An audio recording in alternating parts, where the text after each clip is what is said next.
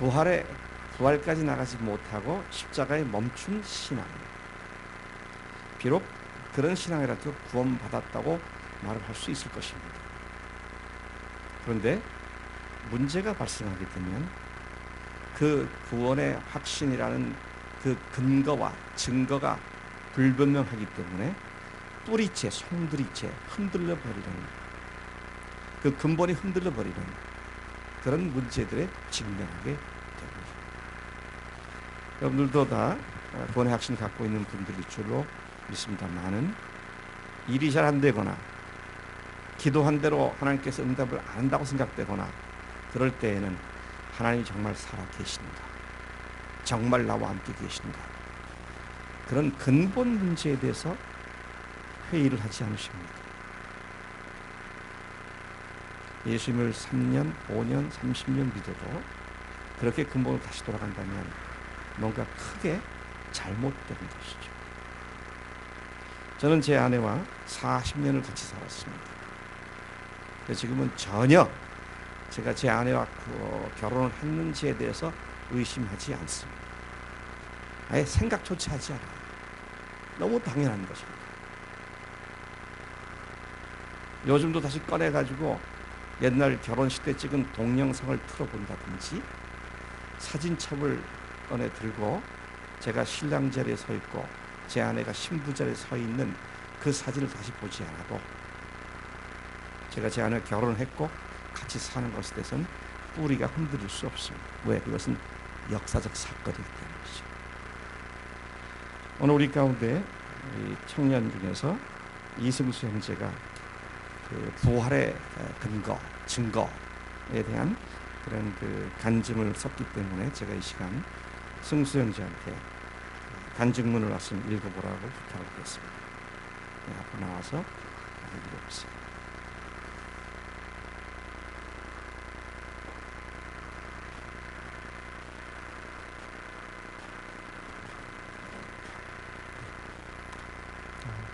할렐루야. 네, 간증 읽겠습니다.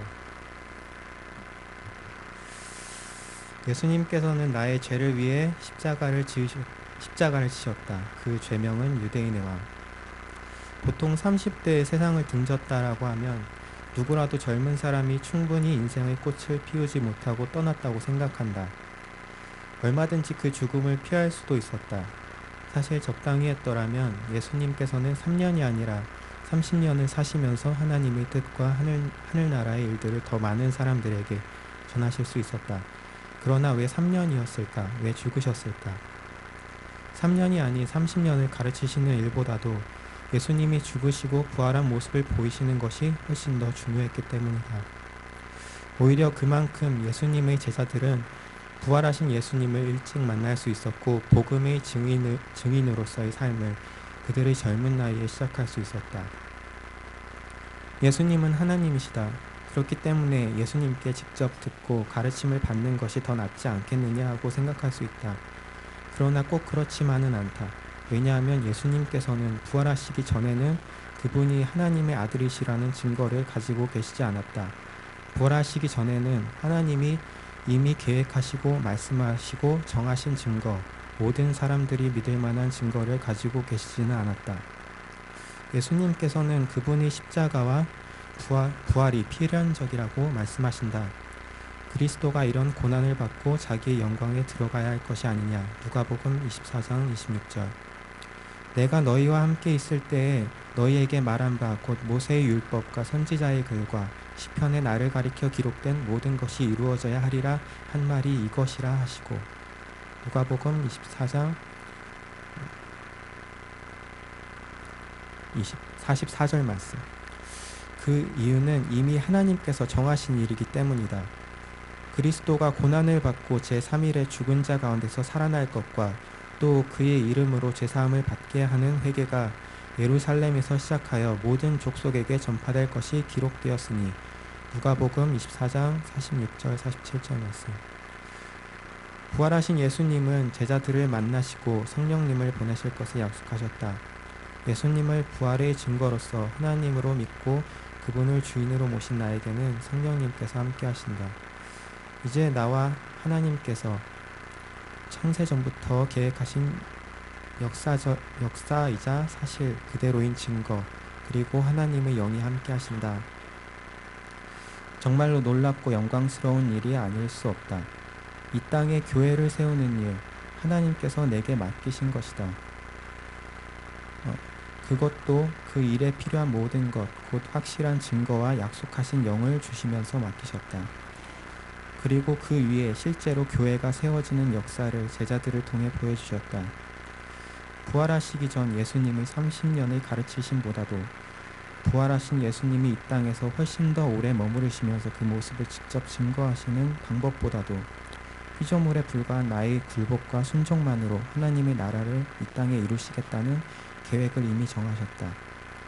나는 하나님의 정하신 계획 안에 있고 예수님의 부활하심과 함께 역사 안에 들어와 있다. 부활의 증인의 힘은 정말로 놀라운 것이다. 이런 엄청난 계획이 이 세상의 역사 안에 들어와 있는데 가리워져 왔던 사실이 안타깝다.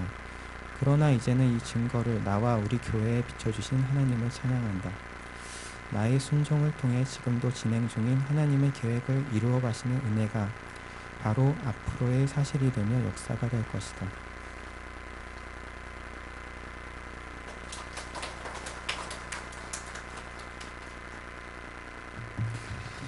우리 교회 청년들 중에 이제 이런 부활의 확증을 가지고 주 앞에 나아가는 귀한 믿음의 형제 자매들이 젊은 나이에 생겨나고 있다는 것은 큰 은혜가 되고 소망이 됩니다. 오늘 우리가 읽었던 성경 본문 말씀은 그 유명한 부활장에 나오는 말씀입니다. 고린도전서 15장.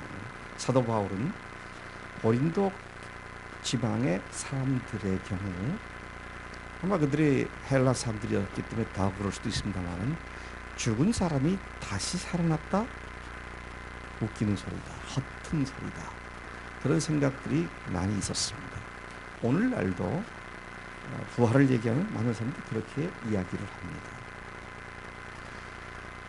또 그런 영향 때문에 교회 안에 있는 교인들조차도 부활이라는 건 없다, 그렇게 믿었던 사람이 당시 고린도 교회에 있었던 것을 보게 됩니다.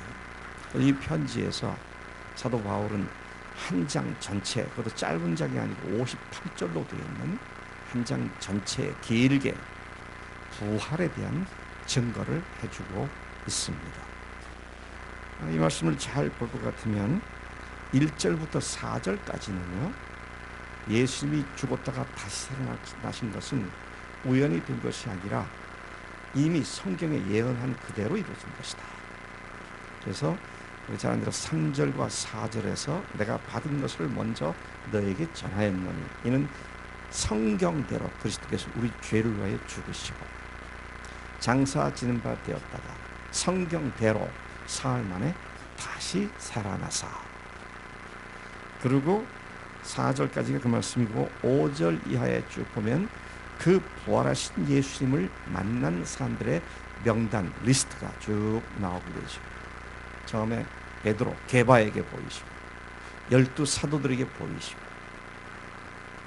또 야고보에게 보이시고 모든 사도들에게 보여주시고, 그리고 바울이 자기를 칭해서 7푼이 같은 8푼이 같은 나에게도 나타나서 보이셨다. 그래서 내가 이 부활하신 주님을 위하여 내 생애를 헌신하고 여기까지 달려가고 있는 중이다.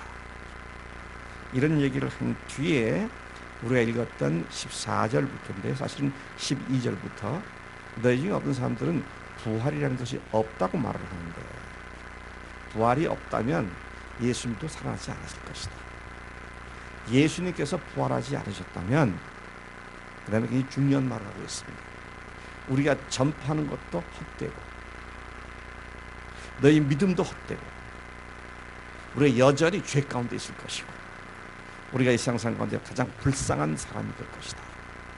그런 말씀을 쭉 기록해주고 있습니다. 계속 반복되는 말이 헛될 것이며 헛되고 거짓되고 헛되고 헛되고 헛되다, 그렇게 말하고 있습니다.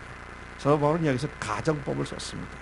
굉장히 강하게 자신이 이야기하려는 것을 강조하기 위해서 부정적인 입장에서 강조법을 사용하는데 반어법을 쓰면서 가정법을 쓰고 있는 것입니다. 이렇게 하지 않았다면 이랬을 것이다. 이렇게 말하고 있는 것이죠. 여러분, 뭔가 확실히 있다고 믿고 쫓아갔는데 가서 보면 아무것도 없어요. 그럼 정말 실망이 대단하죠.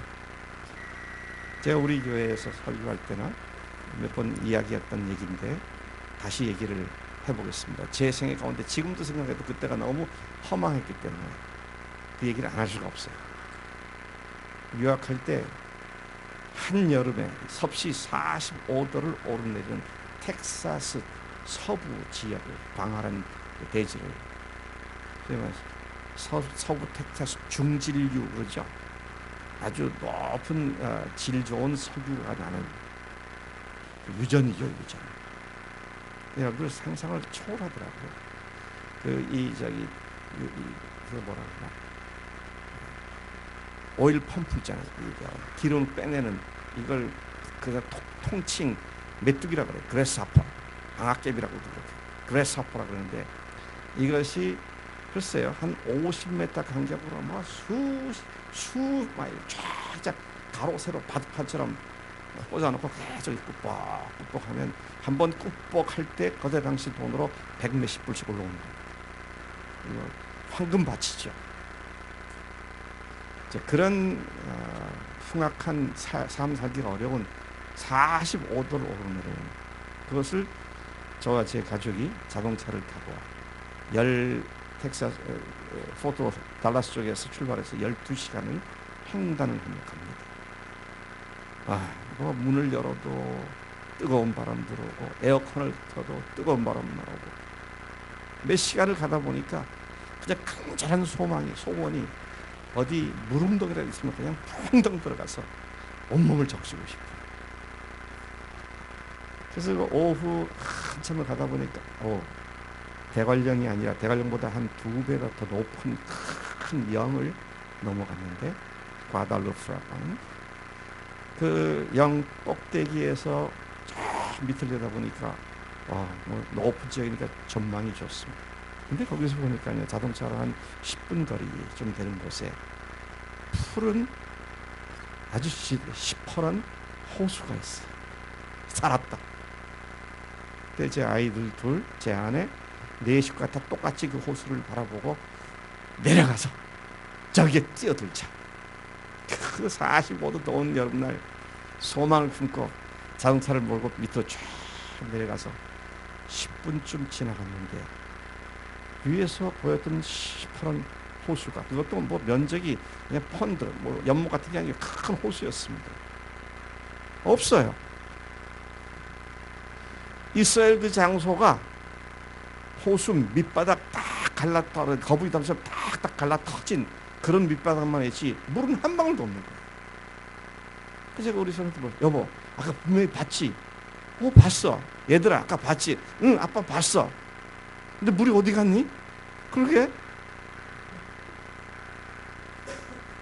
신기루를 본 것 같아요. 그때만큼 제가 기대가 무너져서 허망한 때가 없어요. 너무너무 더웠거든요. 그때 뭐 반바지를 입고 있었기 때문에 하여튼 뭐 수영복이 필요 없어요. 물가에만 도착하면 그냥 뛰어들 준비를 하고 왔는데 거북이 등같이 다 말라피 터진 땅만 있고 아무것도 아닌 헛것을 보고 소망을 품고 달려가는 거죠. 그래서 그 문제 아닙니다. 10분 정도의 실망감이었습니다. 근데요 인생이 이런 것일 것이다. 그리고 70, 80, 90을 딱 소망 삼아 쭉 가고 있는데 끝에 가서 nothing 아무것도 없다. 고통 문제가 인생이 망한 인생이 되어버리는 거죠. 헛된 인생이 되고 맙니다. That's okay. 그것도 괜찮아요. 그것도 괜찮습니다. 뭐 길어봐야 6, 70, 70, 80년이니까요. 근데 영원한 세상을 바라보고 살아가는 사람입니다. 그 영원한 세상이 없었다. 헛것이다. 그러면 이건 영원한 실망감입니다. 반대로요. 영원한 세상이 있는데 영원한 세상 없다고 믿고 갔다가 영원한 지옥불로 가는 이것은 그야말로 어마어마한 비극일 수 없다. 오늘 사도 바울이 우리가 읽은 본문 말씀 속에서 만약에 예수님께서 부활하신 것이 없었으면 우리가 전파하고 이 큰 목숨 걸고 전도하고 말씀을 전하고 하는 이 모든 것이 헛되고, 또 우리가 믿는다고 해서 열심히 믿음 생활하는데 그 믿음도 헛되고, 또 우리가 구원받았다고 말하지만 죄 사하는 것도 없을 것이고, 예수 믿다가 죽은 사람들이, 속고만 깎고 죽은 사람들이 다 망한 사람들이 될 것이고, 그리고 우리가 세상상 불쌍한 사람이 될 것이다. 그렇게 말씀을 기록하면서 그런 극단적인 대조를 이루면서 부활과 예수님이 얼마나 확실한 증거를 우리에게 주셨는지 이것을 강조해주고 있는 말씀이다. 여러분, 하나님은 아까 말씀드린 것처럼 덮어놓고 믿으라고 말씀하시지 않습니다. 무조건 믿으라고 말씀하지 않습니다. 믿을 만한 증거를 주셨고 확증을 여러 겹겹이 우리에게 그 증거를 주시면서 믿을 수 있는 근거들을 제시해 주셨습니다. 근데 그 증거들 중에 변함이 없고 흔들림이 없고 조금도 변개가 없는 증거가 바로 예수님의 부활하십니다. 그런 사실인 것입니다. 그렇기 때문에 사도 바울은 부활과 대조시켜서 부활이 없으면 너희들이 선포하는 것, 믿음, 그다음에 너희들이 바라보고 살아가는 그 모든 것들이 다 for nothing, 아무것도 없는 것이 될 것이다. 그렇게 말씀하면서 부활에다가 기독교 신앙의 가장 확실한 근거를 두고 그것을 제시하고 있는 그런 내용의 말씀을 아까 우리가 읽은 본문 말씀에서 제시해주고 있는 것입니다. 그가 가정한 것은 이것입니다. 그리스도가 다시 살지 못하셨다면, 그리스도가 만일 부활하지 못하셨다면, 14절 말씀이 그리고 17절 말씀이 계속 이것을 말하고 있는데 14절에 그렇게 말하고 있죠. 그리스도께서 만일 다시 살아나지 못하셨으면 우리가 전파하는 것도 헛것이요, 또 너희 믿음도 헛것이며, 또 우리가 하나님의 거짓 증인으로 발견되리니 우리가 하나님이 그리스도를 다시 살리셨다고 증언하였습니다. 사실은 부활하지 않았는데 그분이 부활했다 그러면 우리가 거짓 증인이 되는 것이죠. 부활하지 않았다면 우리가 그렇게 거짓말쟁이가 되는 것이고 거짓 증인이 되는 것이다. 17절에도요. 그리스도께 다시 살아나신 일이 없으면 너희 믿음도 헛되고 너희가 여전히 죄 가운데 있을 것이요, 또한 그리스도 안에서 잠자는 자도 망하였으리니.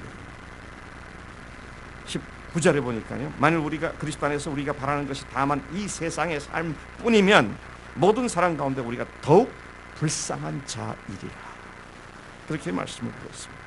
바울은 부활이 없고 예수께서 부활하지 못했다면 전도하는 모든 사역의 노력도 헛것이고 믿는다고 하는 믿음도 헛것이고 죄도 용서받는 일이 전혀 있을 수가 없는 것이고 믿다가 죽은 자들도 모두 망했을 것이며 특히 복음을 전하는 우리 그리스도인들이 가장 불쌍한 인생을 사는 자들일 것이라고 말하고 있습니다.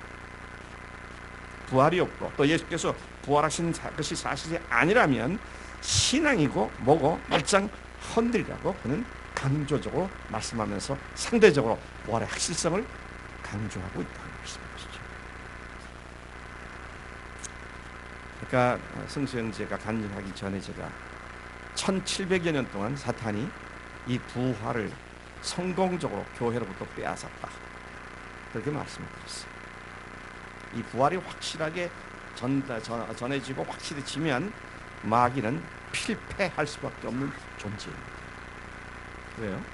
부활은 마귀를 결정적 치명타를 준 그리스도의 승리이기도 하죠. 1700년 동안 잃어버렸거나 거의 희미해졌던 부활의 이 확실성이 오늘 우리에게 다시 되살아났다는 것은 어마어마한 축복이 아닐 수 없습니다. 특별히 오늘 여기가 그가 부활이 없었다면, 그리스도께 다시 살아나지 못했다면 가정법의 결과로 첫 번째로 그가 말하는 것은 우리가 전파하는 것도 헛것이다. 헛것일 것이다. 그렇게 말하고 있다는 것입니다. 그리스도께서 만일 다시 살아나지 못하셨으면 우리가 전파하는 것도 헛것이요. 바울은 예수님이 부활하신 사실이 아닌데도 불구하고, 부활하신 사실이 아닌데도 불구하고 그분이 부활했다고 전파하는 일은 헛된 일이 될 거고 말 것이다. 왜? 거짓말이니까. 사실이 아니니까 헛된 일이 될 수밖에 없다. 이렇게 지금 말씀하고 있는 것이죠. 이것이 정말 사실이라면, 즉 부활이 없는 것이 사실이라면 하고 그가 단순히 가정에서 말하는 그런 문제가 아닙니다. 왜냐하면요, 사실 바울은 그리스도의 부활을 전파하기 위해 자기 인생 전체를 몽땅 부활 증거하는 데 바친 사람입니다. 그런데 부활이 없었다면 자기는 망한 자가 되었다, 헛것이다, 이런 얘기를 지금 하고 있는 것이죠. 여러분, 세상 가치 기준으로 볼 때 바울은 아주 잘 나가던 사람입니다. 출세 가도에 확실히 들었던 사람이죠. 그는 15살에 고향 다소를 떠나서 예루살렘으로 유학을 갔습니다. 그리고 예수님을, 부활하신 예수를 만나기까지 아마도 30세쯤 됐다고 보여지는데 15년 이상을 먼 다소에서 또 와가지고 유학 생활을 한 사람. 뿐만 아니라 그는 당대 최고의 석학이었던 가말리엘 선생 밑에서 그의 모든 것을 전수받은 탁월한 학자였고 석학이었습니다. 오늘날을 말할 것 같으면 박사학위가 한 3학위쯤 되는, 특히 성경과 관계된 박사학위를 그렇게 많이 갖고 있었던 그런 사람으로 여겨질 수가 있는 사람이죠. 그는 자신이 예수님을 전한다는 이유 때문에 죄수의 몸이 되었을 때 로마로 이송되기 직전에 총독 앞에 가서, 데오빌로 카카 앞에 가서 자기가 어찌하여 이렇게 체포돼서 죄수가 됐는지를 이야기를 하면서 그 이야기 가운데 예수님이 증거하는 거죠. 그런데 그가 말하는 걸 보면은요, 사도행전 22장 3절 보니까 나는 가말리엘의 문화에서 우리 조상들의 율법과 엄한 교훈을 받았고, 저는요 그냥 어정쩡하게 믿은 사람이 아닙니다. 저는 가장 확실하고 가장 아주 타이트한 그런 율법과 계명을 받고 자란 사람입니다. 지금 그런 얘기를 하고 있는 것이죠. 그리고 가말리엘이 저의 스승이 되십니다. 그러면서 말하기로 오늘 너희 모든 사람처럼 하나님께 대하여 열심히 있는 자, 저도 하나님께 대단한 열심을 갖고 있는데, 얼마나 열심을 갖고 있었냐면 예수 믿는 사람들이 하나님을 모독했다고 믿고 그 예수 믿는 사람들 잡아 죽이기 위하여 예루살렘의 대제사장들로부터 authority, 권위를 받아가지고 다메섹까지 쫓아가서 믿는 사람을 잡아 죽이기 위하여 그렇게 권위를 위탁받고 간 그런 사람이었습니다. 여러분, 30세의 젊은 나이에 당대 최고의 종교 지도자들로부터 권세를 부여받았다. 그만큼 신뢰를 받고 있었다는 얘기죠. 그만큼 출세 가도에 확실히 들어섰던 사람이었던 것을 보여주고 있는 것입니다.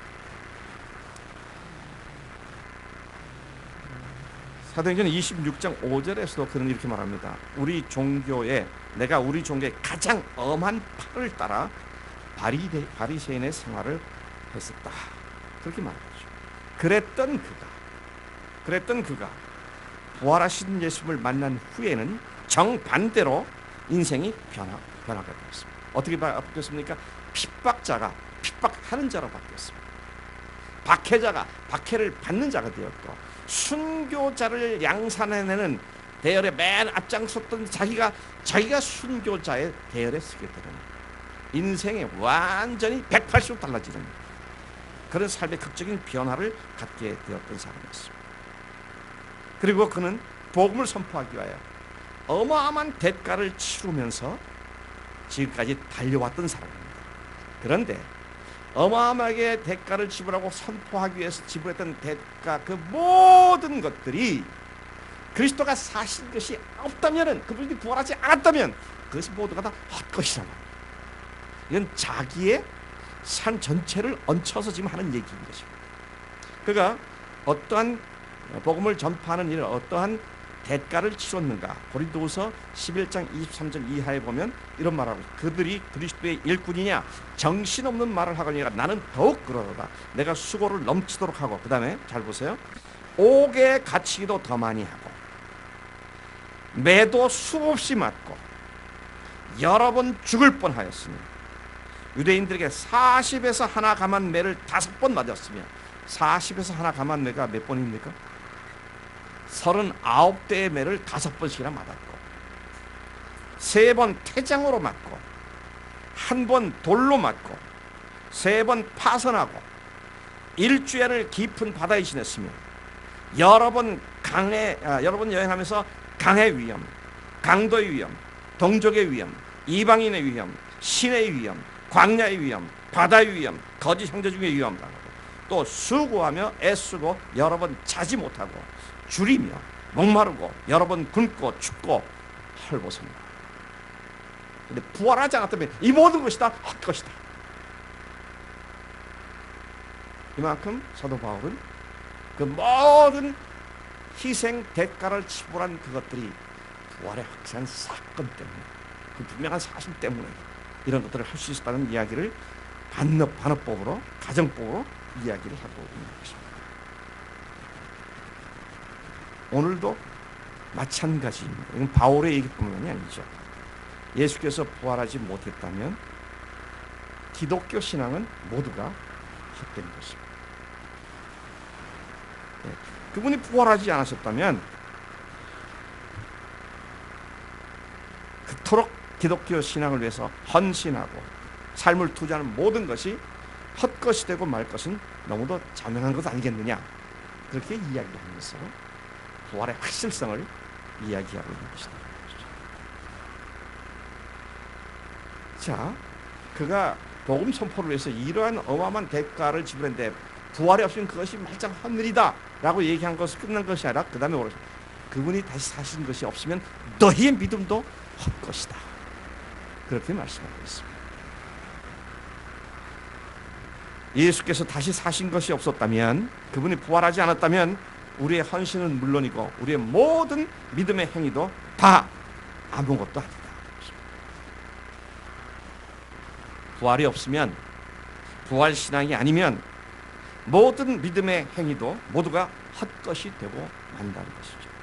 아무리 놀라운 믿음의 행위를 가진 자 할지라도 부활의 그 신앙을 근거하지 않는다면 그 모든 믿음의 행위가 헛것이 될 수 있음을 주목해야 하는 것입니다. 자, 저는 그래서요, 제가 여기다 준비해 왔지만 이 시간에 여러분들이 제 설교에 동참하기를 요청합니다. 여러분께 질문을 드리고요, 여러분들이 생각나는 답해 보세요.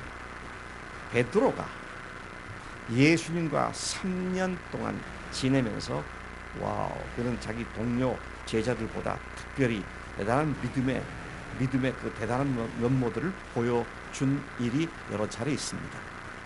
예를 들면 베드로가 이런 믿음이었구나 하는 것 중에 제일 먼저 생각나는 것이 어떤 것이 있습니까?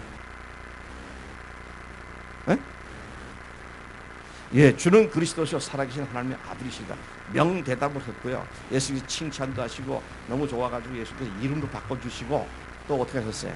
천국 열쇠도 맡기시고 그렇게 하면서 그에게 칭찬을 많이 하셨습니다. 그런 베드로였어요. 또 베드로가 믿음을, 다른 제자들에 비해서 믿음을 더 특출하게 이렇게 나타냈던 사건 어떤 것이 있습니까? 물 위로 걸었던 그의 믿음입니다. 대단한 겁니다, 여러분. 아마 저 같았으면요, 예수님이 물 위로 걸으신다 그러면은요, 이게 어떻게 된 거야? 그러면서 놀래가지고 이러고 있지. 주님, 저도 걷게 해주세요. 이런 말이 어떻게 나옵니까? 근데 베드로가 툭 그 말이 나오더라고요. 예수님께서 오라. 그러니까 바다에 뛰어내려서 물 위로 걸었어요. 제가 알기로는요, 인류 역사상 예수님은 하나님이시니까 예수님 제외해놓고 인간으로서 스티로폴 무슨 신발 신고 이런 거 말고요, 맨발로 물 위로 걸은 사람은 베드로밖에 없습니다. 그러니까 그렇게 믿음의 담대함을 갖고 그런 것까지도 믿음에 적용을 할 수 있었던 그런 인물이죠. 또 베드로의 믿음이 어떤 것이 여러분 생각나십니까? 네? 그건 이제 예수님 부활하신 후의 얘기고 사복음서에서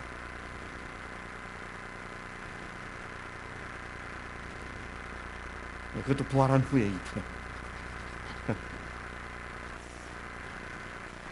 다른 케이스가 생각나거나 없습니까? 네?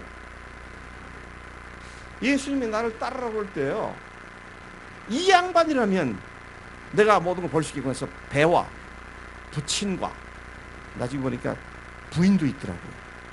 다 버리고 예수님을 쫓아갔죠. 대단한 믿음입니다. 대단한 믿음.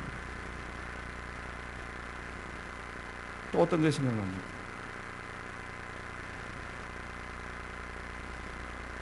한번 내가 물어봅시다. 우리 누구한테 물어볼까? 명준이한테 물어보죠. 우리 교회에서 선교 사람들 파송하는데 돈이 2천만 원이 모자라. 저희들이 뭐 힘에 겪은 헌금 다 했는데 2천만 원이 모자라. 그래서 내가 이 목사님께서 야 명준아 이리 와봐. 너 낚싯대 하나 사가지고 갑천에 나가서 고기 낚시질을 하면 잉어가 한 마리 잡힐 거야. 그러면 잉어 입을 탁 열면 그 안에 금화가 하나 나올 거야. 그걸 갖다가 금은방에서 팔면 2천만 원 줄 테니까 그거 갖고 와서 선교 헌금해. 그러면 가겠어 안 가겠어? 안 가지. 아니 무슨 그런 황당한 말씀을 하십니까? 아니 무슨 물고기가 무슨 금화가 나오고, 아이고 참. 이 목사님도 이제 연세가 들으시더니 좀 이상해지셔야 돼. 그럴 것도 그렇죠. 근데 베드로 보고 예수님께서 그렇게 하라시니까 가더라고요. 가. 그래갖고 물고기 잡아갖고 세금을 내더라고. 세금 내라고 할 때 그렇게 그런 베드로예요. 그런 베드로. 네? 그랬던 베드로인데요. 예수님이 잡히던 날 밤에 어떻게 했습니까? 잡히던 날 밤에도 굉장히 믿음이 충만했던 사람인 것 같아요. 딱 예수를 체포하러 오니까 검을 빼가 크게 싹 폈는데 말고의 귀가 딱 떨어졌잖아요. 이 정도면 자기도 잡힐지 모르는데 대단한 용기가 있는 믿음의 사람이잖아요. 그런데 그렇던 그가 그렇게까지 할 때는 예수님께서 하늘의 천사를 12천사 더 불러가지고 딱 물리치질 않는데 그게 아니라 그냥 체포당해서 끌려가는 걸 보고 야 이게 도대체 어떻게 된 거야 하면서 기가 죽어가지고 그래도 멀리서 따라가다가 어떻게 합니까? 가이사 집에 가가지고요 마당에서 불 쬐고 앉았다가 지연이만 할까?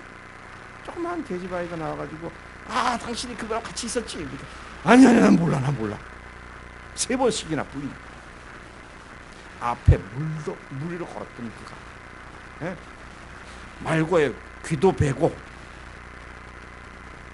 또 모든 걸 들어버렸고. 여러분 그래서 제가 한 가지 배운 거는요, 12 제자들이 예수님이 부활의 증거를 갖기 전까지 했던 믿음은 본받을 게 아니구나. 저는 요즘 그런 결론을 내렸어요. 그전에는요 베드로가 물 위에 걷는 것처럼 나도 물 위에 걷는 믿음을 주십시오 그랬는데 가만 보니 그게 아니더라고요. 그게 왜 그렇습니까? 증거를 갖고 있지 못한 것이어요. 그를 영원히 바꿔놓은 증거, 확증을 갖고 있지 못하니까 위험이 오니까요, 어려움이 오니까 한순간에 나라고 떨어져가지고 바닥 자체가 흔들려버려요. 기초가 흔들려버리는 것이죠. 그리고 그날 저녁에 3번씩이나 부인했고 급기야 어떻게 됐습니까? 급기야 그 다음날 십자가에 처형당했을 때는 아예 종족을 감춰버려요. 베드로만 그랬습니까? 어린 요한만 빼놓고 다 도망갔잖아요. 그 앞에 보였던 큰 믿음의 용기 있는 행위 11명 모두가 다 자기 모든 재산도 다 버리고 쫓았던 사람 아닙니까? 그때 십자가에 달리시게 되니까 다 도망고 말고 뿌리채 흔들어 버렸어요.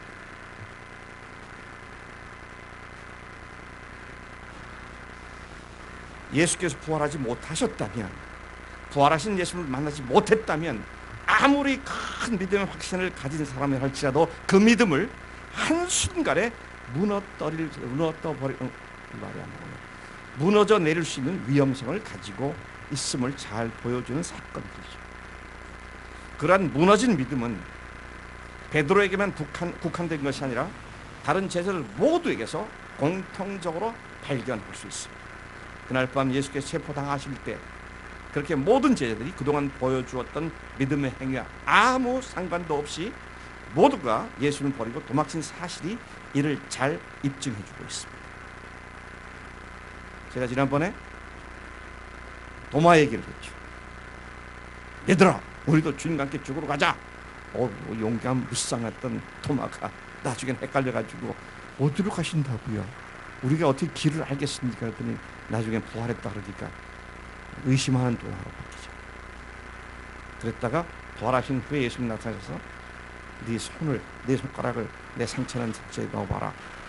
부활하신 예수 보여주니까 그제서야 엎드려서 제자들 중에 제일 처음으로 고백하기를 나의 주님이시며 나의 하나님이십니다. 하나님의 아들이십니다 정도가 아니라 나의 하나님이십니다. 부활한 주님을 만나는 게 이분이 하나님이십니다. 이것을 알게 된 것이다. 그리고 어떻게 됐어요? 더 이상 의심의 나라로 떨어지지 않고 계속 영원히 변화된 삶으로 나아가는데 어디까지 갑니까?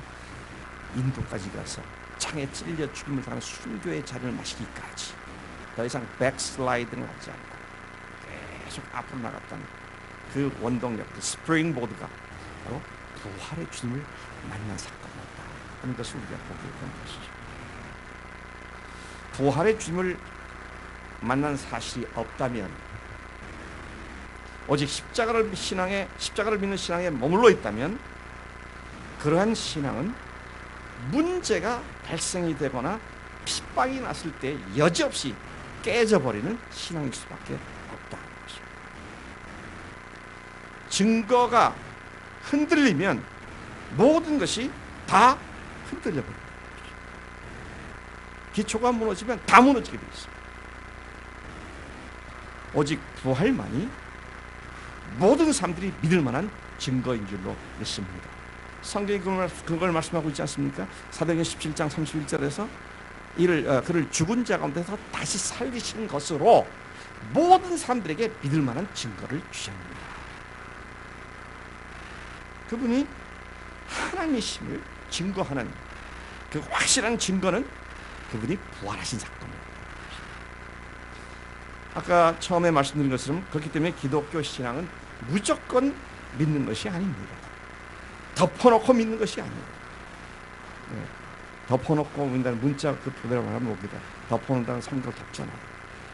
성경을 덮어놓고 관계없이 믿는 게 아닙니다. 덮어놓고 믿지 말고 어떻게 믿어야 돼요? 펴놓고 믿어야 돼요. 펴놓고 믿어야 돼요.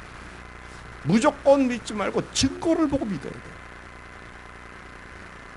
그런데 그 증거가 어떤 사람의 삶을 약간 바꾸는 정도가 아니라 믿는 모든 사람의 삶을 2000년 동안 완전히 바꿔놓은 그런 확실한 증거가 부활 증거입니다.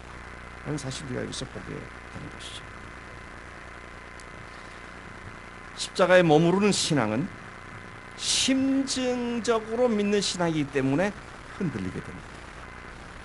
여러분 십자가의 복음을 들었을 때 나를 위해 죽으셨구나, 감사합니다, 예수님을 나의 주님으로 구세주로 믿습니다, 그런 믿음만 가져도 참 하나님께서 은혜를 주신 분이잖아요.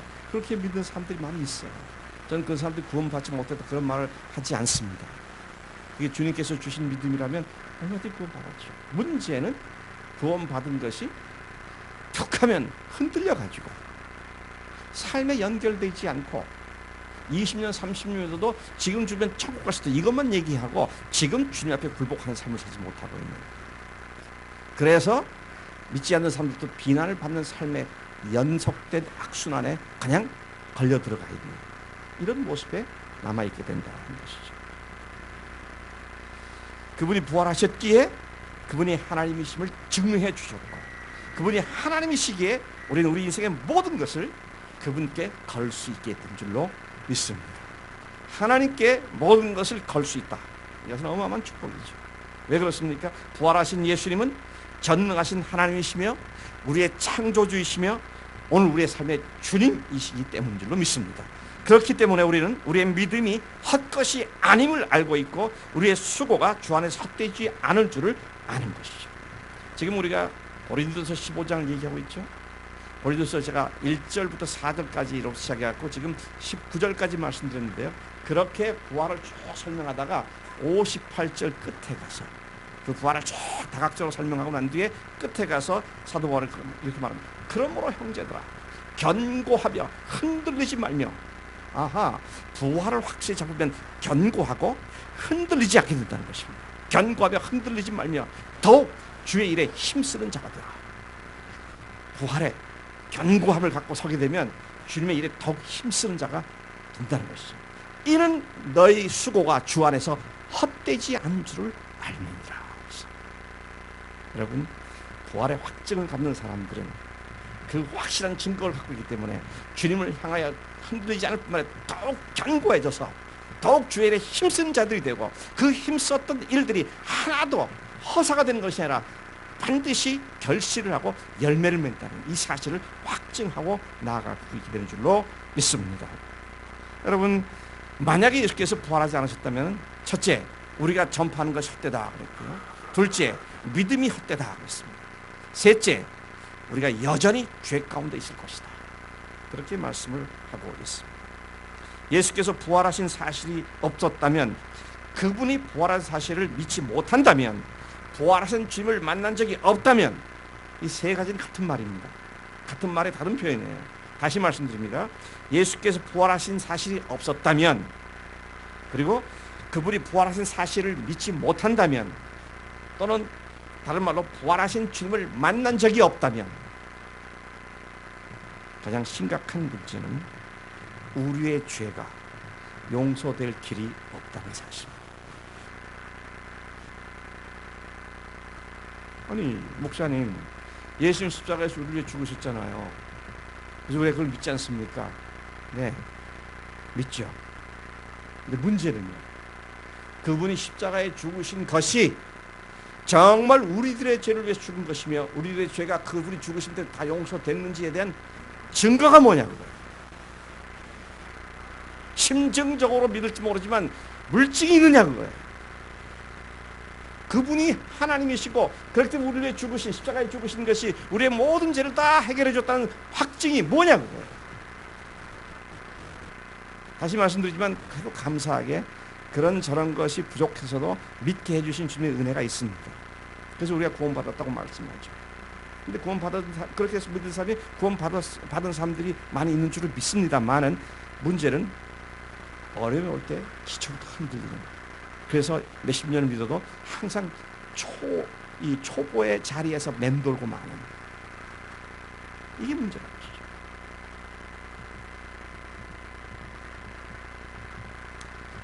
사실상 그동안 인류는 수많은 인생의 해결자들이라는 사람들을 만나왔습니다. 우리나라 사람들의 공식적인 통계, 그냥 통계 수치로 말하면 절반 정도가 믿는다고 하는 불교의 창시자 시타르타, 가우타마 시타르타, 또는 회교도의 창시자인 모하메트, 유교의 창시자들로 알려져 있는 공자, 맹자, 노노, 소크라테스, 플라톤, 철학자들이면서 4대 성인이라고 말하고 있는 그런 사람들이 자신들이 우리의 죄를 해결해 준다는 말을 한 적이 있는가? 자신들이 창조주 하나님이라고 말한 적이 있는가? 어떤 인간이, 어떤 인류가 자기가 메시아고 하나님이라고 말한 적이 있는가? 한 보니까요, 4대 성인으로 알려진 사람들은 예수님 빼고는 그런 말을 한 일이 없고요. 기독교 이단자들 중엔 종종 그런 사람들이 있습니다. 기독교 이단자들은 내가 예수의 형님이다. 동생 예수가 2000전에 와서 인류를 구원하려다가 실패했다. 내가 다시 왔으니까 나를 믿으면 구원받는다. 누가 한 소리입니까? 이 문선명이라는 친구 한 소리. 친구란 말도 맞지가 않아요. 문선명이가 한 소리입니다. 내가 죽었잖아. 그리고 부활했습니까? 재작년 8월 말로 기억하는 거예요. 8월 30일인가? 그 세상을 떠났습니다. 그리고 모든 게 고요하게 되고 나왔어요. 한때는 우리나라 경기도 과천에 재림 예수가 50명 있다고 그랬잖아요. 그들 중에 누가 살아난 사람이 있습니까? 다 죽어 없어지고 없습니다. 지난 인류 역사상 아무리 위대한 스승이고 위대한 사상가며 위대한 종교 지도자라 할지라도 예수님 외에 부활한 존재는 아무도 없습니다. 또한 앞으로 언제까지 세상이 지속될지 모르지만 앞으로도 그 누구도 예수님처럼 부활할 사람은 아무도 없습니다. 그분만이 하나님이시기 때문에, 그분만이 온 우주의 창조주시기 때문에 그분의 부활은 그분이 하나님이신 사실을 여실하게 증명해 주었고, 그분이 하나님의 사실이 증명됨으로 말미암아 그분이 말씀하신 대로 내가 너희들을 위해 죽는다. 그리고 사흘 만에 다시 살아난다. 이것이 우리에게 유일한 표적이 되는 줄로 믿습니다. 여러분, 우리가 보면은 예수님께서 당신이 하나님인지 하나님 온 분인지 아닌지를 뭘 좀 보여달라.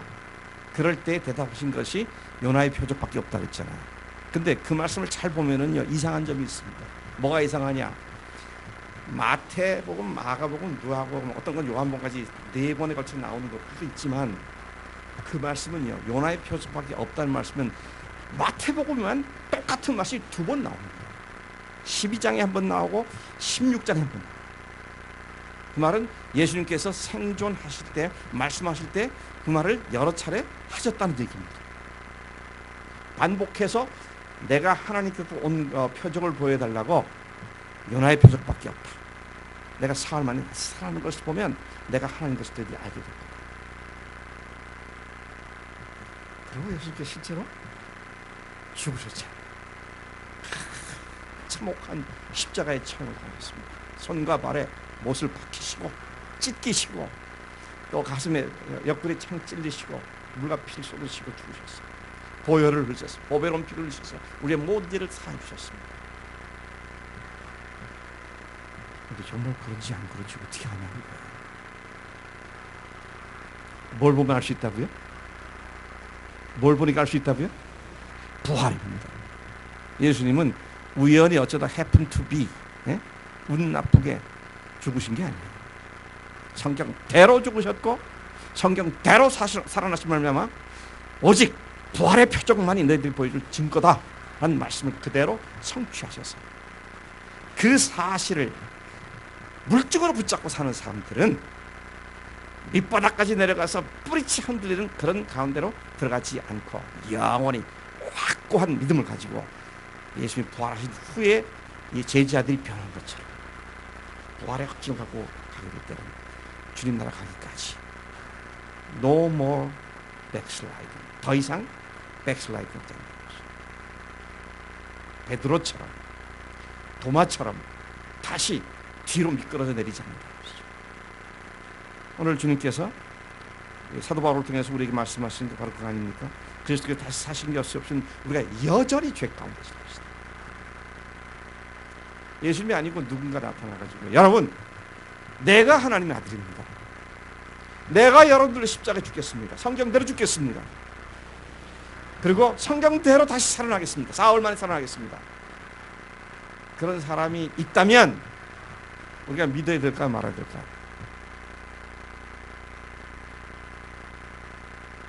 네? 그렇게 말하는 사람이 있다면 믿어야 될까 말아야 될까? 죽고 난 뒤에 사흘이 지난 뒤에 믿들들 말해서 해야겠죠. 진짜인가? 가짜인가? 사흘 두고 보자. 그래야겠죠. 제가 전에도 그런 얘기를 학교에서 전에 그런 얘기를 하는데요.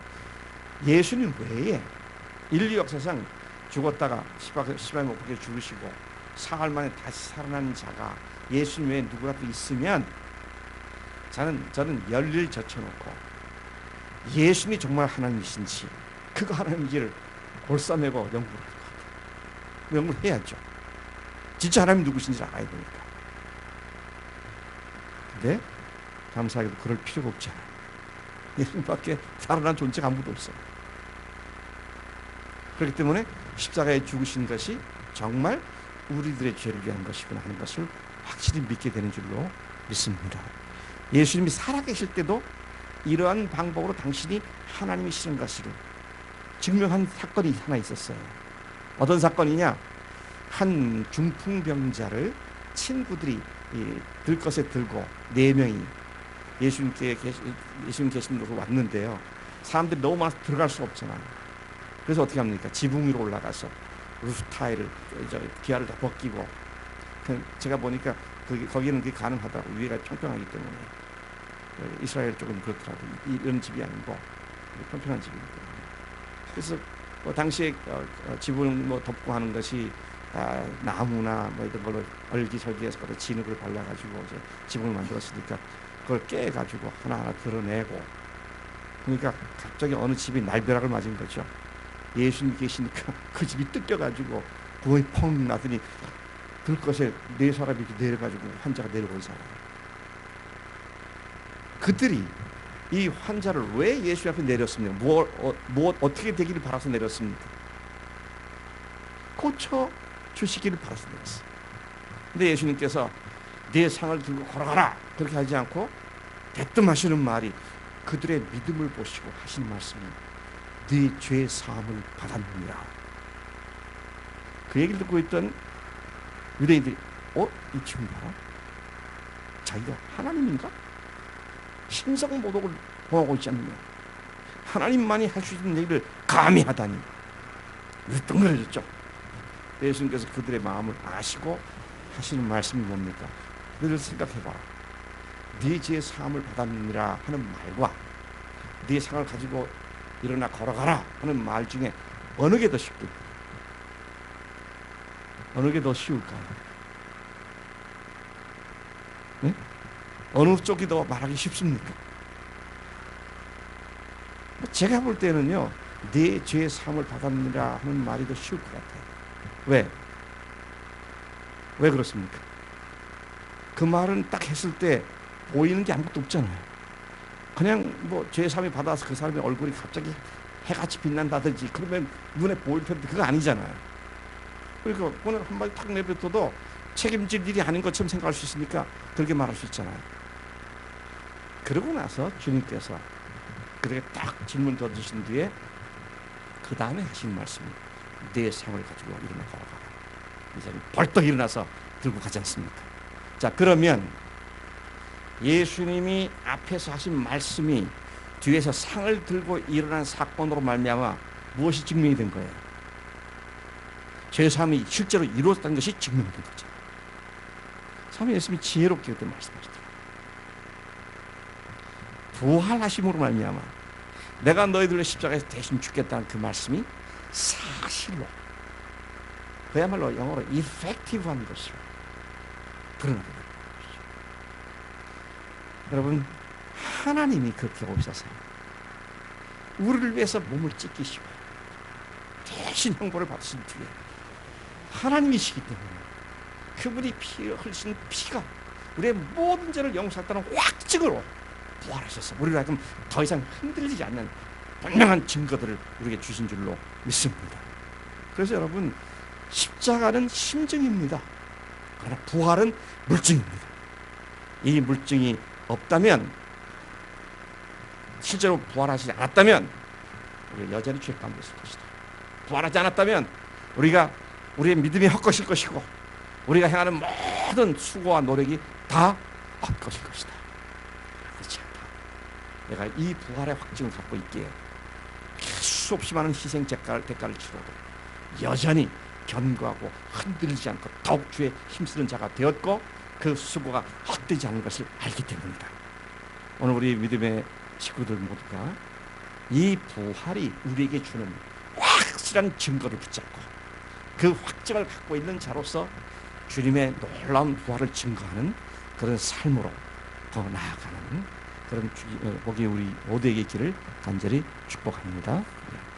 찬송 같이 한 장 부르시겠습니다. 167장 즐겁도다 이날, 예수님 부활하신 이 즐거운 날, 즐겁도다인데 오늘은 부활절이 아니지만 부활하신 그 사실 자체를 생각하면서 같이 찬송을 부르겠습니다.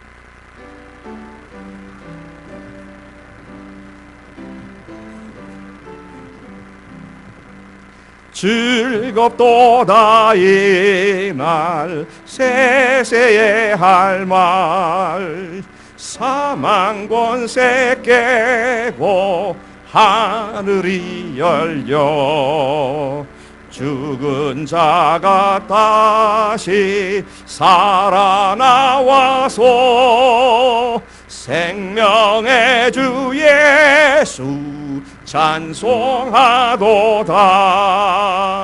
즐겁도다 이날 세세의 할 말 사망 권세 깨고 승리하셨네. 부활하신 주님 나타나시리. 천지 만물 모두 새 옷 입었네.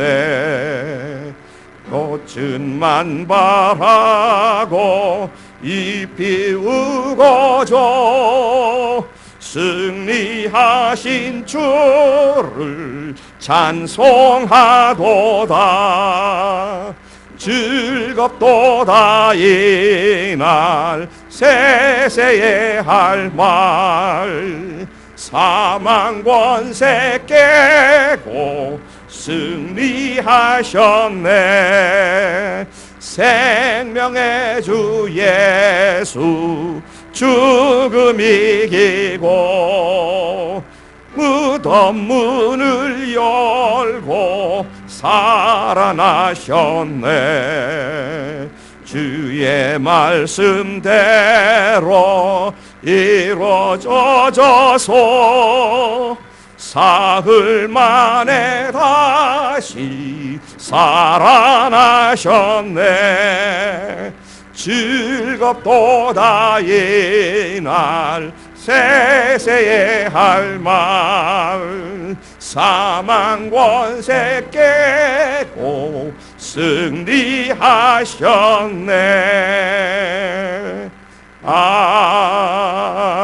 아멘. 기도하겠습니다.